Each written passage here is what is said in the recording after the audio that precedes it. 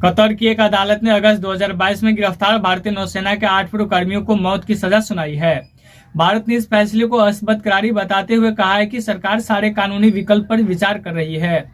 भारतीय विदेश मंत्रालय उक्त 8 लोगों के स्वजन के संपर्क में है।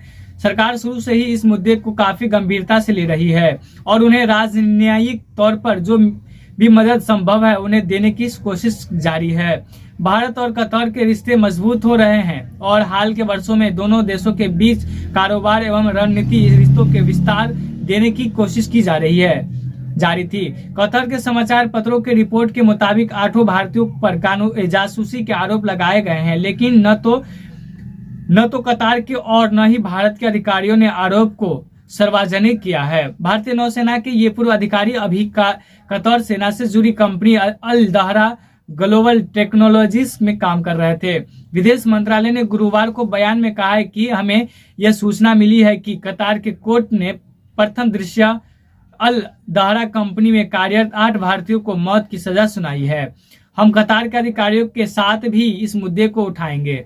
कहा गया है कि चूंकि इस मामले की कार्यवाही गोपनीय प्रकृति की है, इसलिए फिलहाल इस पर ज्यादा टिप्पणी नहीं की जा सकती है। यह भी बता दें कि कतर ने लंबे समय तक इन लोगों को राजनयिक मदद पहुंचाने की भारतीय आग्रह को तवज्जो नहीं दी थी। पहली बार 1 अक्टूबर 2023 को कतर में भारतीय राजदूत ने उनसे मुलाकात की थी। मामले से जुड़ी लोगों ने बताया कि सभी नौसेना अधिकारियों को नौसेना में 20 साल तक बेदाग कार्य था। सभी भारतीय नौसेना के पूर्व अधिकारी कतर की सेना से जुड़ी कंपनी में कर रहे थे काम। जासूसी लगाया गया है आरोप। सरकार सारे कानूनी विकल्पों पर कर रही है विचार। कमांडर तिवारी को 2019 में दिया गया था प्रवासी भारतीय सम्मान। कमांडर पूर्वदेव तिवारी को वर्ष 2019 में प्रवासी भारतीय सम्मान से सम्मानित किया गया था, जो प्रवासी भारतीयों को दिया जाने वाला सर्वोच्च सम्मान है।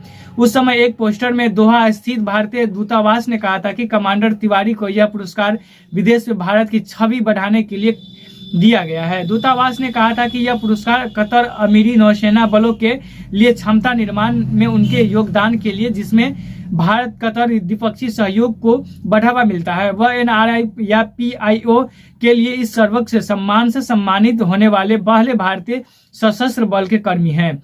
Commander Tiwari Al Dahra Global Technologies and Consultancy Services के प्रबंधक निदेशक थे और जब वह भारतीय नौसेना का हिस्सा थे तब उन्होंने कार्य युद्धपोत की कमान संभाली थी।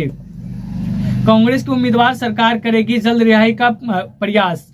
कांग्रेस महासचिव जयराम रमेश ने एक एक्स पर एक पोस्ट किया है कि कहा है कि भारतीय नौसेना के 8 पूर्व अधिकारियों के संबंध में कतार में हुए सबसे परेशान करने वाले घटनाक्रम पर कांग्रेस ने गहरी पीड़ा और सदमे के साथ संज्ञान लिया है। कांग्रेस को उम्मीद है कि भारत सरकार कतार सरकार के साथ राजनयिक और राजनीतिक प्रभाव का अधिकतम उपयोग करेगी ताकि यह सुनिश्चित किया जा सकेगा कि अधिकारियों को अपील का पूरा मौका मिले और उन्हें रिहा करने का हर संभव प्रयास करेगी।